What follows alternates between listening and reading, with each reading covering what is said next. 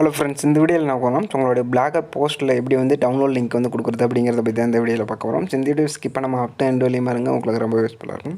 So வாங்க இன்னைக்கு video போகலாம். ஸோ உங்களுடைய பிளாகரில் வந்து பார்த்தீங்கன்னா நீங்கள் 2 மெத்தடில் லிங்க் வந்து கொடுக்க முடியும். ஸோ ஃபஸ்ட்டு வந்து பார்த்தீங்கன்னா டெக்ஸ்ட் மூலிமா அந்த டெக்ஸ்ட்டை வந்து கிளிக் பண்ணுறது மூலியமாக நீங்கள் வந்து லிங்க் வந்து கொடுத்துக்கலாம். அந்த டெக்ஸ்ட்டை வந்து கிளிக் ஹியர் அப்படின்னு வந்து நிறைய இதில் வந்து பிளாகரில் வந்து பார்த்துருப்பீங்க. அந்த டெக்ஸ்ட்டை வந்து கிளிக் பண்ணால் டேரெக்டாக வந்து அந்த லிங்க் மூலிமா அந்த டவுன்லோட் ஆப்ஷன் வந்து போயிடும்.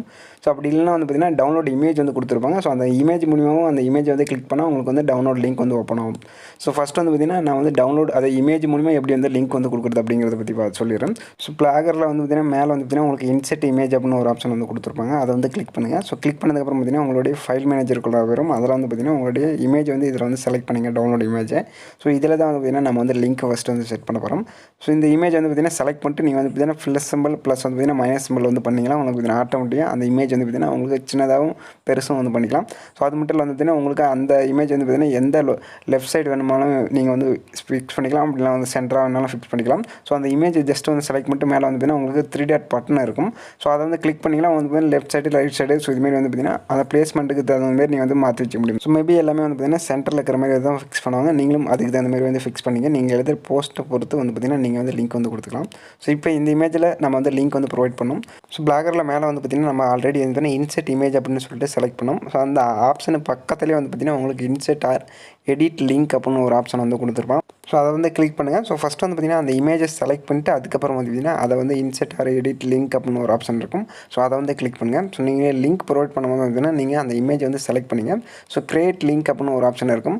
ஸோ அதை வந்து கிளிக் பண்ணுங்கள். ஸோ கிளிக் பண்ணதுக்கப்புறம் வந்து பார்த்தீங்கன்னா நீங்கள் இப்போ எந்த லிங்க் வெப்சைட்டோட லிங்க் வந்து இதில் இந்த டவுன்லோட் லிங்கில் வந்து கொடுக்குன்னு நினைக்கிறீங்களோ ஸோ அந்த வெப்சைட்டை ஃபஸ்ட்டு ஓப்பன் பண்ணி வச்சுங்க. ஸோ நான் எக்ஸாம்பிளுக்கு பார்த்தீங்கன்னா என்னோட பிரபு டெக் தமிழ் அப்படிங்கிற அந்த வெப்சைட்டோட ஸோ URL வந்து காப்பி பண்ணிங்க. ஸோ நான் வந்து காப்பி பண்ணிட்டேன். காப்பி பண்ணதுக்கப்புறம் பார்த்தீங்கன்னா அந்த இமேஜ் செலக்ட் பண்ணிட்டு மேலே வந்து பார்த்தீங்கன்னா இன்செர்ட் ஆர் எடிட் லிங்க் அப்படின்னு ஒரு ஆப்ஷன் இருக்கும். அதை வந்து கிளிக் பண்ணிட்டு அது டிஃபால்ட்டாக ஒரு லிங்க் கொடுத்துருப்பாங்க. ஸோ நீங்கள் காப்பி பண்ண அந்த லிங்க்கை வந்து பேஸ்ட் பண்ணிவிட்டு அதுக்கப்புறம் பார்த்தீங்கன்னா டெஸ்ட் த லிங்க் அப்படின்னு ஒரு ஆப்ஷன் இருக்கும்.